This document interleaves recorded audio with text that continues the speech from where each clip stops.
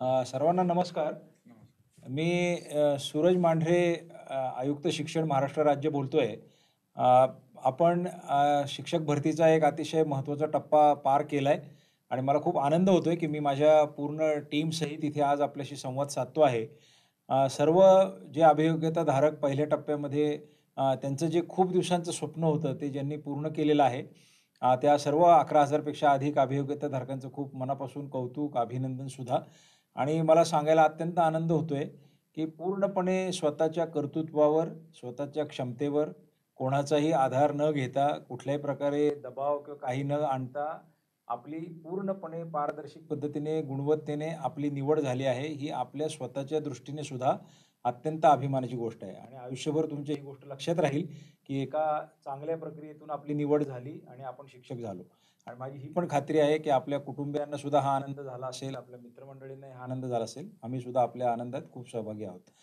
प्रश्न असा आहे, की भरती प्रक्रिया ज्यावेळेला आम्ही सर्वजण करत होतो, त्यावेळेला अनेक प्रवाद निर्माण केले गेले. अनेक प्रकारे वेगळे-वेगळे मतांतरे, काही गोष्टी सगळ्या सुरू होत्या. त्यावेळी आमच्या असं लक्षात आलं, की काही वेळेला गोष्टीची नीट माहिती न करून घेता, अर्धवट माहितीच्या आधारावर किंवा काही वेळेला तर माहिती असून सुद्धा ती नसल्याचे दाखवून काही मंडळी काहीतरी प्रवाद निर्माण करतात.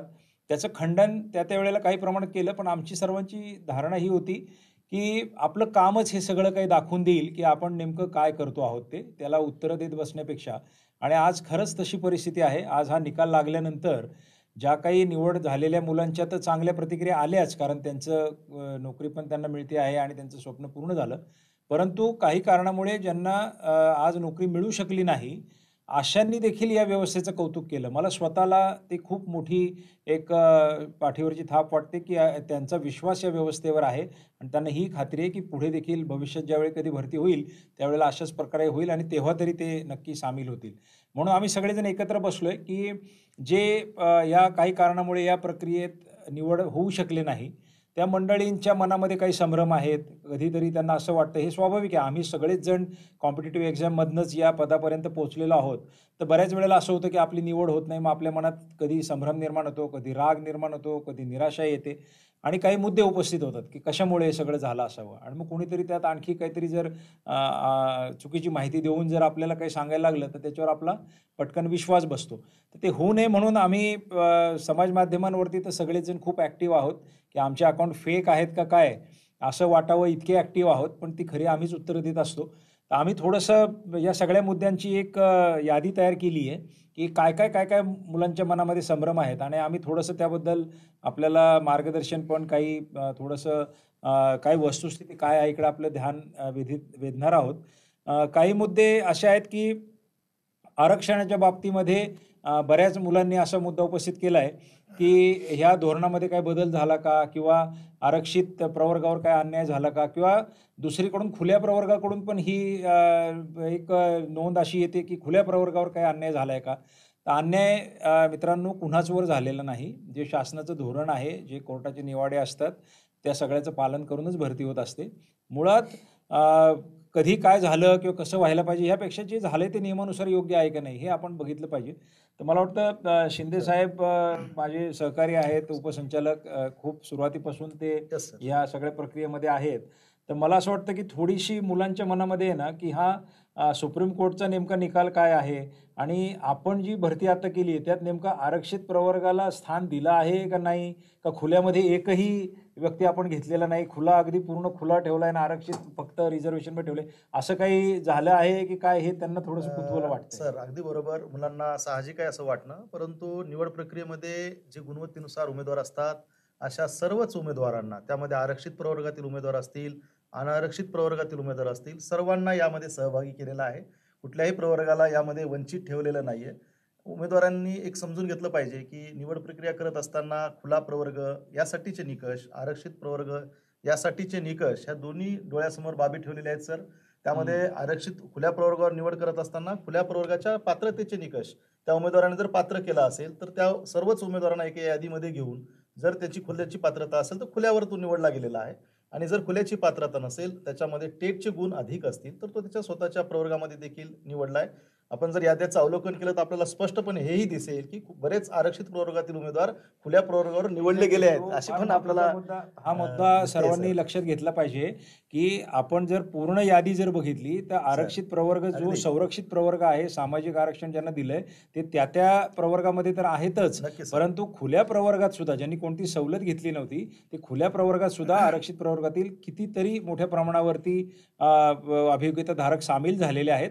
आणि ह्या सगळ्याला पाया काय आहे तर सुप्रीम कोर्टाच्या निर्णयाचा आहे, सर, अगदी बरोबर. डीओपीटीच्या धोरणाचा आहे, महाराष्ट्र शासन सुद्धा जे वेगळ्या वेगळ्या परीक्षा घेतात त्या सगळ्याचा सर, आहे. अगदी. हा मुद्दा आहे. आता काही यामध्ये लोकांना थोडीशी अशी पण एक कन्सर्न आहे की कट ऑफ मग जास्त कसा झाला, तर त्याच्याबद्दल आपण ती पण खात्री केलेली ते पण तुम्ही अगदी थोडं अगदी सांगा. सर. बऱ्याच वेळेला असं होतं की आता आपण बोललो की खुल्या प्रवर्गाचं जर त्याला पात्र नसेल तर आरक्षित प्रवर्गात असा उमेदवार विचारात घेतला जातो.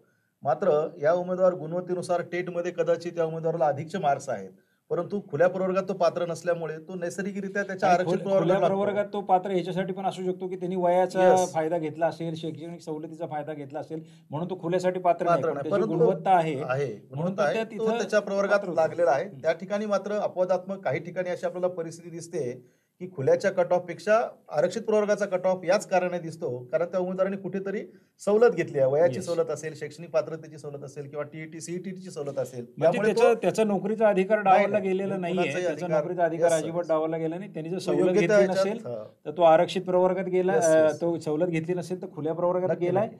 आणि जर सवलत घेतली असेल तर आरक्षित प्रवर्गात, येस, म्हणजे दोन्ही गोष्टीचा लाभ त्याला लाभ दिला गेलेला आहे.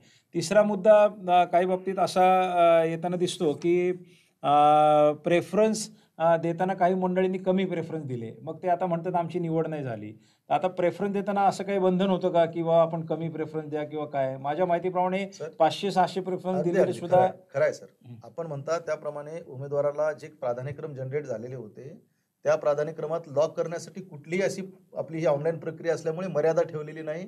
उमेदवार अनलिमिटेड प्राधान्यक्रम भरू शकत होता. काही उमेदवारांनी त्याच्या सोयीचे उमेदवार प्राधान्यक्रम हं. भरले असावेत, त्यामुळे कदाचित त्याच्या बाबतीत हा प्रश्न निर्माण झाला असेल. तो त्याचा वैयक्तिक प्रश्न आहे. त्याला कदाचित अन्य ठिकाणी तो समजा पश्चिम महाराष्ट्रात असेल, त्याला विदर्भात जायचं नसेल तर कदाचित त्याने तिकडले प्राधान्यक्रम भरले नसावेत. एक्झॅक्टली. म्हणजे प्रेफरन्सवरती कोणती मर्यादा नव्हती. नव्हती सर. आपण सगळे प्रेफरन्स, अगदी आणि मी पाहिलेलं आहे की 500-500 प्रेफरन्स, भरलेत 200-200 सर. प्रेफरन्स भरलेले आहेत. त्यामुळे उद्याच आपण 3 आणि 4च प्रेफरन्सेस दिले आणि आपली जर निवड नाही झाली तर त्याला कोणीच काही करू येस. शकत नाही. तो आपण घेतलेला निर्णय आहे. शेवटचा एक मुद्दा असा आहे की आता समजा हे सगळं आपण केलं, तरी पण आम्हाला काही शंका राहतात. आता आपण बुलेटिन पण येस काढतो, सर. दररोज शंका निरसन करतो आहोत, सगळं करतो आहोत.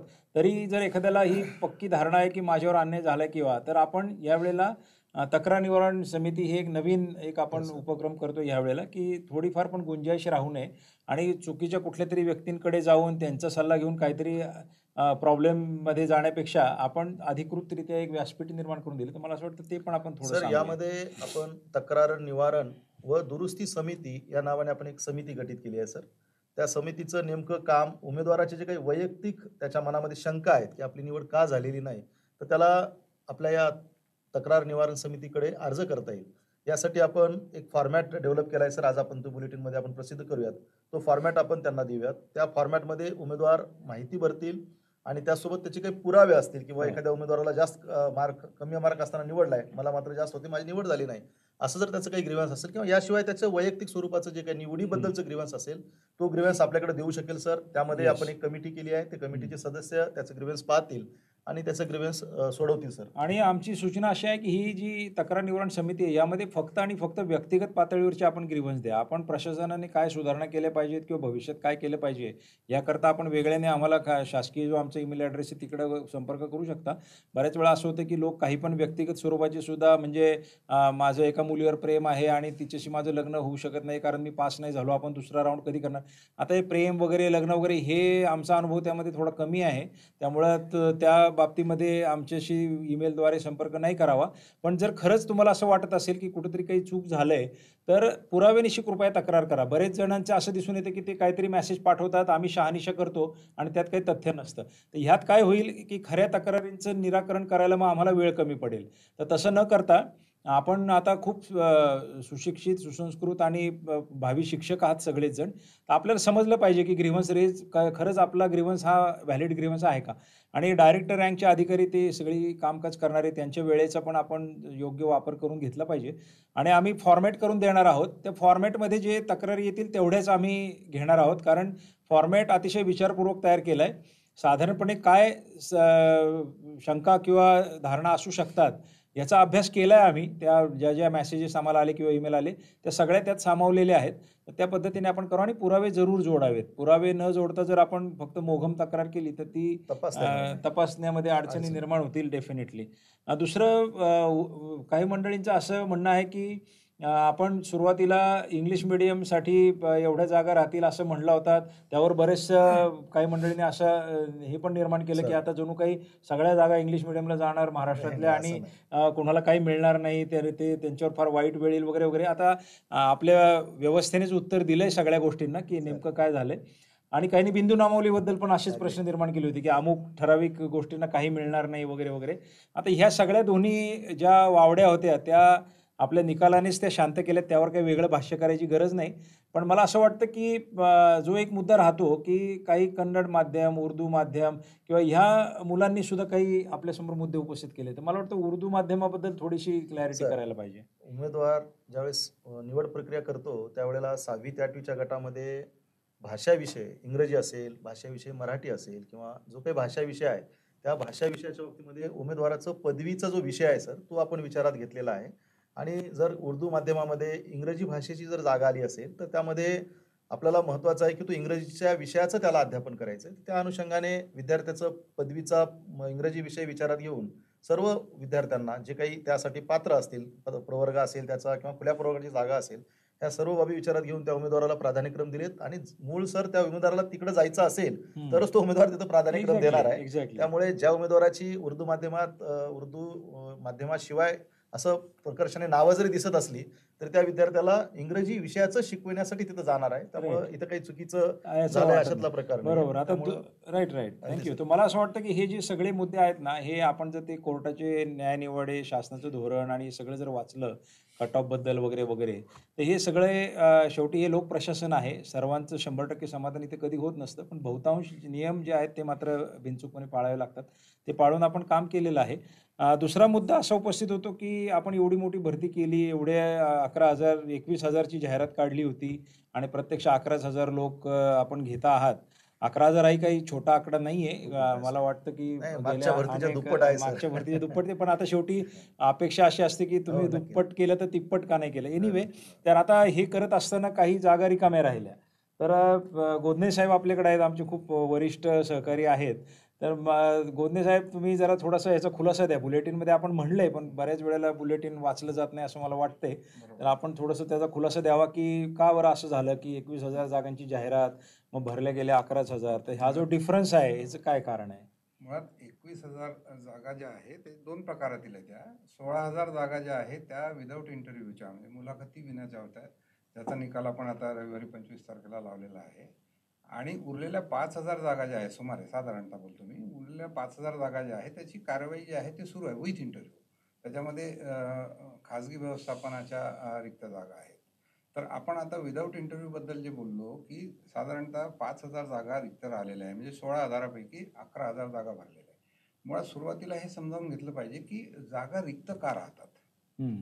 मुळात कसं आहे, की केवळ मला TIT परीक्षेमध्ये अभियोग्यता चाचणीमध्ये गुण मिळालेले आहे आणि मी प्रिफरन्स दिलेला आहे म्हणून मला तिथे सिलेक्शन होतं असं नाही. त्या उमेदवारांची शैक्षणिक पात्रता तपासल्या जाते, त्याची व्यावसायिक पात्रता तपासल्या जाते, त्याचं माध्यम तपासल्या जाते, त्याचं वय तपासलं जातं त्या उमेदवाराचा जर तो मागासवर्गीय असेल तर. सामाजिक आणि त्याचं समांतर रोस्टर जे आहे ते तपासल्या जाते आणि त्याचे जे अध्यापनाचे विषय आहे, मग ते 1ली ते 5वीचा गट असो, 6वी ते 8वीचा असो, 9वी 10वीचा असो किंवा 11वी 12वीचा असो. आणि महत्त्वाचं म्हणजे या सगळ्या बाबी ज्या आहे या एकत्रितरित्या तपासल्या जातात. ते महत्वाचं आहे यामुळे- जास्त. हा, हे अत्यंत महत्वाचं म्हणजे आहे. ही भरती जी आपली आहे ही अशी कुठल्याही एका एका पदासारखी विषयाची- नाही एका पदाची की आता नाही. एखाद्या ठिकाणी तुम्हाला एक क्लार्क पाहिजे तर बाबा 100 क्लार्कने हो. अर्ज केला, 10 पदं होती, 10 क्लार्क भरले गेले. हो.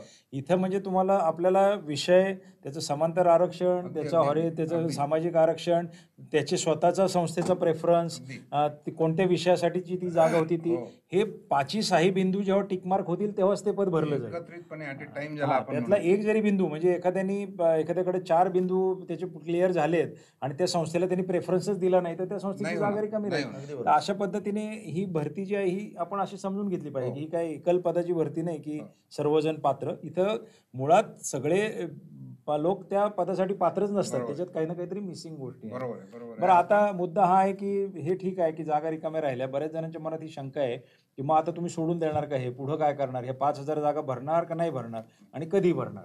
बरोबर आहे. आपण या जागा ज्या आहे, रिक्त जागा ज्या आहे, या सोडून देणार नाही आहे. एक साधारण आपण जागा रिक्त ज्या आहे याचा 2 अँगलनं किंवा 2 पद्धतीनं विचार करणार आहे. एक, ज्या जागा रिक्त आहे त्याचं रोस्टर काय आहे शिल्लक असलेलं, त्या व्यवस्थापनाचं. आणि दुसरं म्हणजे त्या व्यवस्थापनाचा अध्यापनाचा विषय, ज्याला आपण 1 ते 5चे आहे काय, 6 ते 8चे आहे काय, 6 ते 8 असेल तर भाषेचे आहे काय, भाषा असेल तर मग इंग्रजी, मराठी, हिंदी, किंवा तिकडे विज्ञान असेल तर मग विज्ञानाचे आहे काय, गणित विज्ञानाचे आहे काय, गणिताचे आहे काय, वगैरे वगैरे. प्रत्येक इयत्तेचा भाषा आणि इकडे रोस्टर याचा आपण साकल्यानं अभ्यास करू. आणि अभ्यास सुरू आहे तो अर्थात. आणि यानंतर आपण त्या सक्षम प्राधिकाऱ्याची परवानगी घेऊन कुठल्या जागा कायदेशीर मार्गाने भरता येते, कुठल्या जागा कन्व्हर्ट करता येते, याचा सगळा अभ्यास करून आपण लवकरात लवकर आपण त्यावरती भविष्यामध्ये येऊ. लवकरात येस येस येस. लवकर कारण या मागच्या वेळी पण जागा असंच भरल्या. झालं होतं की काही जागा तर शेवटपर्यंत रिकाम्याच राहिल्या, तर आता आपण ती वेळ येऊ देणार नाही. जसं तुम्ही अगदी. बघितलं की मागच्या वेळी अगदी. निकाल जाहीर व्हायला सुद्धा कमी पद असून 40 दिवस लागले लागले होते. होते. आज आपण 10-15 दिवसात ते केलंय. आठ तसेच दिवस. 8 दिवसात आठ- 8 आठ ते नऊ दिवसात. दिवस, तर हा. ठीक आहे. तर तसंच पद्धतीने आपण हेही निकाल नक्की घेऊ. थोडासा पेशन्स ठेवावा लागेल. Yes, sir. आणखी एक मुद्दा असा येतोय की हे तुम्ही 2022चं सगळं करताय काम, 2017चे काही लोक काही कारणामुळे शिल्लक राहिलेले वगैरे आहेत. माझ्याबरोबर आपले सलील वाघमारे पण आहेत, ते आमच्या टीमचे सदस्य आहेत. तर सलील, तुम्ही काय याचा अभ्यास केलेला की हे 2017चं काय नेमकं पुढे होणार आहे? सर, 2017मध्ये ज्या टेटच्या परीक्षेमध्ये जे विद्यार्थी पात्र ठरले होते त्यांची भरती आपण यापूर्वीच केलेली आहे. पण या भरती प्रक्रियेमध्ये काही अपात्रता, गैरहजर इत्यादी कारणामुळे काही पदं रिक्त आहेत हे मान्य आहे.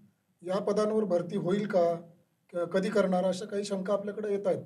त्यावर मी असं सांगू इच्छितो की याचा आपण अभ्यास करत आहोत. किती जागा आहेत, साहेब जसं म्हटले त्याप्रमाणे रोस्टर कसं आहे, आणि शासन निर्णय, न्यायालयीन निर्णय यांचा साकल्याने अभ्यास करून या पदावर भरती करण्याचा आपण प्रयत्न आपण डेफिनेटली करू. लवकरच कारण करू. 17मध्ये जे अभियोग्यताधारक होते त्यांच्याबद्दल आपली पूर्ण सहानुभूती आहे की आपण त्यांच्यावर कोणता अन्याय होऊ देणार नाही. फक्त अडचणी आहेत की त्याच्यात काही कोर्ट केसेस पण आहेत. शासनाकडे आपण सर कळवलेलं हां, आहे. कोर्ट केसेस हां. पण आहे. त्या दोन्ही सगळ्या बाबीचा एकत्रित हे आपण सगळे एकत्र विचार करावं लागतं. म्हणून माझी विनंती हीच राहील की आपण निष्कर्षावरती लगेच येऊ नये. म्हणजे काही कुणाचं एकदम आता झालं बाबा एंड झाला या विषयाचा, असं काही होत नसतं. निरंतर विषय आपल्याला माहिती आहे की शासनामध्ये निर्णय प्रक्रिया ही निरंतर चालू असते आणि तिला कधीतरी योग्य ते फळ येतं. आणि सर्वात महत्वाचं म्हणजे याच्यामध्ये गुणवत्ता कधी डावलल्या जात नाही. कधीच हे डावली अत्यंत जात नाही. महत्त्वाचं दॅट इज अब्सोल्युटली ट्रू. आता शेवटी अपेक्षेची पूर्ती होणे आणि अन्याय होणे ह्या 2 गोष्टींमध्ये फरक आहे. आपल्याला जोपर्यंत आपलं काम होत नाही तोपर्यंत वाटतं की अन्याय झाला, पण तसं नसतं.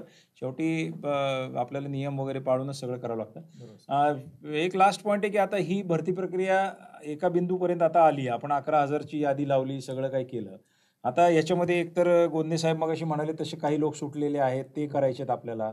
संस्थांच्या याद्या येणार आहेत आता, कारण संस्था पण थोड्या सावध होत्या की एकाच 3 द्यायचे का एकाच 10. आता तो निर्णय पण आपण केला आहे की एकाच 10 आता आपलं फायनल झालंय, कारण शासनाने आपल्याला कोर्टाच्या आदेशाप्रमाणे तशी परवानगी दिली आहे.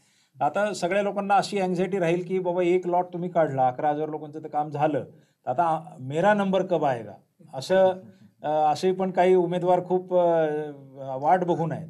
तर मला असं वाटतं त्याचं काय आपण आता नेमकं करतो ते त्यांना सांगितलं पाहिजे. वेगवेगळ्या कारणांना बरेच व्यवस्थापन हे समाविष्ट होऊ शकले नाहीत पहिल्या टप्प्यामध्ये. त्यामुळे त्यांना आपण संधी उपलब्ध करून देणार. त्यांच्या जाहिराती येतील, त्यानंतर उमेदवारांचे प्रेफरन्स मागवले जातील आणि उमेदवारांचे प्रेफरन्स आल्यानंतर पुढील प्रक्रिया राबवली जाईल. त्या ठिकाणी त्या तत्पूर्वी जागाही सर, भरण्याचा आपण सर प्रयत्न करणार म्हणतात आहोत. त्याप्रमाणे होईल कार्यवाही, परंतु आता आपल्याकडे ज्या जाहिराती आलेल्यामध्ये 4,800 हा. पदांची जाहिराती आहे. जशी आपण पहिल्या टप्प्यात 11,000 पदांची निवड यादी प्रसिद्ध केली, तशी आता आपण म्हणालात त्याप्रमाणे एकाच 3 ऐवजी एकाच 10 हे तत्व आपण विचारात घेऊन निवड याद्या प्रसिद्ध करण्यासाठीचं काम आपण करीत आहोत सर. हो. म्हणजे लवकरच आणि आपण मला त्याही असं याद्या वाटतं आपण- की मुलांमध्ये असं पण म्हणणं होतं की काही एकाच 3चे समर्थक होते, काही एकाच 10चे समर्थक होते आणि काही लोकांनी तर मला म्हणले, बाबा ते तुम्ही चांगला निर्णय घेतला होता सर की एकाच 3 केलं होतं, आम्हाला चान्स. आता काय आलं, हे कोर्टाचे निर्णय, शासनाचे निर्णय, हे सगळ्या गोष्टींचे सारासार विचार करून आपण घेतो. पण मला तुम्हाला हे सांगायचं आहे की जसं मी भरती प्रक्रियेमध्ये पण म्हणलो होतो की तुम्हाला जर कुठल्याही प्रकारावर कुणी गैरप्रकाराला बळी पाडत असेल ना, तर मी तुम्हाला पुन्हा एकदा सांगतो की आपण टेलिफोन रेकॉर्डिंग, फोटो रेकॉर्डिंग आणि हे सगळं करा. आणि तुम्ही, मला तरी अशी अपेक्षा आहे की अत्यंत दर्जेदार शिक्षक आणि स्वाभिमानी शिक्षक आणि कोणत्याही दबावाला बळी न पडणारे शिक्षक आपल्याला निर्माण करायचे, तरच ते चांगले विद्यार्थी निर्माण होतील. ह्यामध्ये तुम्ही घाबरायचं काही कारण नाही. शिफारस तुमची झाली असेल, तुमचं जर सगळे कागदपत्र बरोबर असेल, तर कोणीच तुमची मेरिट डावलू शकत नाही. माझा स्वतःचा यावर दृढ विश्वास आहे आणि सर्वांनी त्यावर विश्वास ठेवावा अशी मी तुम्हाला पण विनंती करतो. तर त्याबद्दल काही घाबरू नका. फक्त त्याचे प्रॉपर पुरावे, की कधी काय असतं, उद्वेगाने काही गोष्ट मांडणे, बोलणे, तक्रार करणे आणि खरी तक्रार करणे यात खूप फरक असतो. ते सगळ्यांनी त्यांनी केलं पाहिजे. एकाच 10 जरी दिले आपण, तरी तिथं जर तुम्हाला काही वाईट अनुभव आला, सगळं तुम्हाला ओपन आहे. आमचं तक्रार निवारण समिती पण ओपन राहील, पोलीस डिपार्टमेंट ओपन आहे, सगळं काही ओपन आहे. परंतु ते प्रॉपर पद्धतीने करावं लागतं. म्हणजे असं नाही की मी काहीतरी सोशल मीडियावर एखादा मेसेज टाकेल, असं झालं, त्यांनी काहीच निष्पन्न होत नाही. त्यांनी विनाकारण निराशा वाढते उलट. मला असं वाटतं आणखी काही तुम्हाला वाटतं की काही मुद्दे एखादा सुटला आहे किंवा काही मुद्दा कव्हर करायचा आहे आपल्याला? आपण सर, एकंदरीत आपण anxiety अगदी बद्दल. बरोबर, आपण जे म्हणताय त्याप्रमाणे आपण एक छान उपक्रम सुरू केलेला आहे सर, की न्यूज बुलेटिन नावाचा. हां. आपल्याला ज्या वेळेला वाटतं की आपल्याला हां. अजून उमेदवारांकडे पोहोचावं, तर आपण डेली न्यूज बुलेटिनच्या माध्यमातून देखील चांगल्या प्रकारे उमेदवारांना आपली माहिती देत एक्झॅक्टली. असतो. आणि मी सर्व उमेदवारांना माझं म्हणणं हे आहे की ते न्यूज बुलेटिन कृपया करून तुम्ही ते नीट वाचत जा जरा. बरेच जण ते न्यूज बुलेटिनमध्ये आम्ही काहीतरी लिहिलेलं असतं, तरी पण ते वाचत नाहीत आणि प्रश्न विचारतात. आणि थोडंसं व्हॉट्सअपवरती जरा कमी प्रश्न विचारा आम्हाला, कारण सध्या असं व्हायला लागलं की ते व्हॉट्सअपवर किती उत्तरं द्यायची याची मर्यादा आहे. एवढं तर व्हॉट्सअप आम्ही आमच्या तरुणपणी नव्हतं व्हॉट्सअप, पण जेव्हा मोबाईल आले तेव्हाही नाही वापरलं. तर खूप जास्त त्यात नाही आणि तेच प्रश्न येतात. ग्रुप मेल करणं, एखाद्याने मेसेज तयार करून पाठवून देणं, अशा आपण कुणाचे गुलाम होऊ नका. तुम्हाला स्वतःचे प्रश्न असतील, ईमेलवर विचारा. तुमचे स्वतःचं मत असेल ते द्या. सजेशन असतील तर ते शासनाच्या ईमेलवर द्या. ते ह्या गोष्टीला ओव्हरलोड करू नका. मला असं वाटतं की आपण एक खूप चांगली भरती प्रक्रिया राबवतोय. त्याची प्रतिक्रिया जे जाणकार आहेत, म्हणजे माझ्या जे अतिशय वरिष्ठतम पोलीस अधिकारी आहेत, जे माझे मेंटॉर मी समजू शकतो, किंवा काही शिक्षण तज्ज्ञ आहेत मोठे, आमच्याच डिपार्टमेंटमधून डायरेक्टर किंवा वरच्या पदांवरून निवृत्त झालेले काही अधिकारी आहेत, या सगळ्यांनी त्यांच्या पूर्ण अनुभवातनं असं सांगितलं की ही भरती प्रक्रिया अत्यंत अभूतपूर्व चांगल्या प्रकारे या सगळ्या टीमने, आम्ही सर्वांनी आणि शासनाने, आपले मंत्री महोदय असतील, आपले सचिव महोदय असतील, यांनी खूप मन लावून अतिशय प्रामाणिकपणे, कुठलंही त्याला गालबोट लागता कामा नये, जी लिगसी आपल्या डिपार्टमेंटची गेल्या काही वर्षापूर्वी होती ती सगळी स्वच्छ करून आपण आज ह्या पद्धतीवरती आलोय की कुणाला कुठलंही बोट दाखवायला जागा त्यामध्ये राहिलेली नाही. आणि यामध्ये सगळ्यांचा हात आहे. म्हणजे मी तुमचं सुद्धा अभिनंदन करतो की ज्या वेळेला आम्ही जे आवाहन केलं, ती सगळ्या आव्हानांना तुम्ही सकारात्मक दाद दिला. मुदतीत कामं देखील केली. कामं केली. म्हणजे आम्ही म्हणलो सावध राहा, तुम्ही सावध राहिला. आम्ही म्हणलो संभ्रमित होऊ नका, तुम्ही नाही झालात. आम्ही म्हणलो प्रश्न विचारा, तुम्ही प्रश्न विचारले. प्राधान्यक्रम लॉक केले. प्राधान्य सगळं वेळेत केलं, संयम ठेवला, इतक्या वर्षांची आपली वाट बघत होता, हे सगळं मान्य आहे. तर तेच आपण अनेक मुद्दे आहेत अजून, त्याची पण सोडवणूक करणार आहोत. आपल्याला भरती अत्यंत निर्विघ्नपणे चांगल्या प्रकारे पूर्ण करायची आहे. आणि आम्ही त्या पोर्टलच्या माध्यमातून आपल्या संपर्कात राहू. तर मी पुन्हा एकदा तुम्हा सर्वांना शुभेच्छा देतो. ज्यांचं सिलेक्शन झालं ते उत्तम शिक्षक होतील, चांगलं काम करतील, एक अत्यंत दर्जेदार मोठ्या पदावर आपली नियुक्ती झालेली आहे, ज्याची तुलना कशाशीच होऊ शकत नाही. त्याकरता तुमचं अभिनंदन करतो. ज्यांची निवड अजून झालेली नाही, कारण अजून अभि पिक्चर बाकी आहे, त्यामुळं अजून बरेच पदं बाकी आहेत, अजून बरीच प्रक्रिया बाकी आहे. त्यामुळं लगेच तुम्ही प्रक्रियेबद्दल संभ्रम निर्माण कराल आणि असे लक्षात येईल की 1 महिन्यानंतर तुमचं सिलेक्शन होईल, तेव्हा मग लोक तुम्हालाच प्रश्न विचारतील, म्हणजे तुम्ही असले काय भानगड करून सिलेक्ट